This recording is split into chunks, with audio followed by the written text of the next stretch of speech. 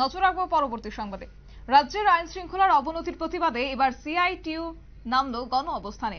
এবার কৈলাসহর মহকুমা কমিটির গণ অবস্থান বৃহস্পতিবার কৈলাসহর ভগিনী নিবেদিতা উচ্চ মাধ্যমিক স্কুল সংলগ্ন যাত্রী বিশ্রামাগারে রাজ্যের আইন শৃঙ্খলার অবনতি সহ রাজ্য সরকারের বিরুদ্ধে বিভিন্ন অভিযোগ এনে গণ অবস্থানে বসে সিআইটিইউ কৈলাসহর মহকুমা কমিটি।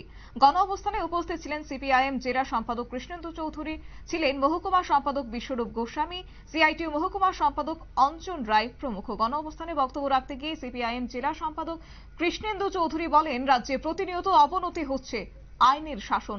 গত দুদিন পূর্বে শিক্ষক বদলির প্রতিবাদে উত্তর জেলায় আনন্দবাজারে জাতীয় সড়ক অবরোধ করে স্কুল পড়ুয়ারা। সেখানে বিভিন্ন মণ্ডলের এক নেতা ছাত্রীদের উপর আক্রমণ করে এবং অকথ্য ভাষায় গালিগালাজও করে।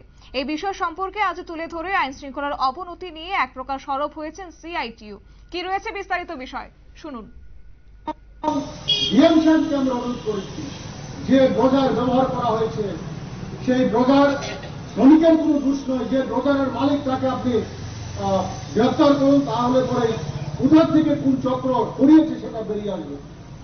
এবং ক্ষতিগ্রস্ত যে বাগান হয়েছে তার সেখানে ক্ষতিগ্রস্ত যা হয়েছে সেটা আর্থিকভাবে সেখানে সাহায্য করা। জানি না প্রশাসন কতটুকু করবে, জানি আমরা প্রশাসন করার মতো সাহস সেখানে নেই, সাহস দেখাবে না। আমরা সেই বিষয়টা নিয়ে শুধু কৈলাসহর নয়, সারা রাজ্যে প্রতিটা বিভাগে আমরা তার প্রতিবাদ জানাচ্ছি, আমরা ধিক্কার জানাচ্ছি এবং এই ধরনের নেতার কাছ থেকে সরে আসার জন্য আমরা আবেদন জানাচ্ছি। দুধের শিশু ছাত্র ছাত্রীদের ওপর হাত তুলতে পারে। আমাদের প্রশ্ন রাজ্যের মুখ্যমন্ত্রী স্বরাষ্ট্রমন্ত্রীর কাছে, আপনি কি আপনার মন্ডলের নেতাদের কাছে দায়িত্ব দিয়েছেন?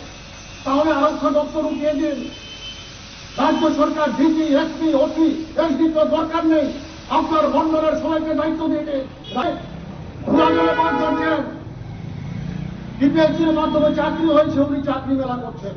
ত্রিপুরা রাজ্যে মনে হচ্ছে এর আগে আর কোন চাকরি বাকরি হয়নি।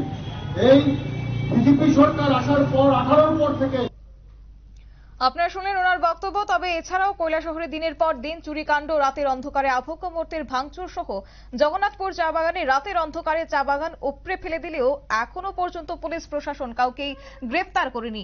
এক প্রকার অবিলম্বে এই ধরনের ঘটনায় দোষীদের আইনের আওতায় না আনলে গণ আন্দোলন গড়ে তোলা হবে বলে জানিয়েছেন আজ সিআইটিইউর পক্ষ থেকে।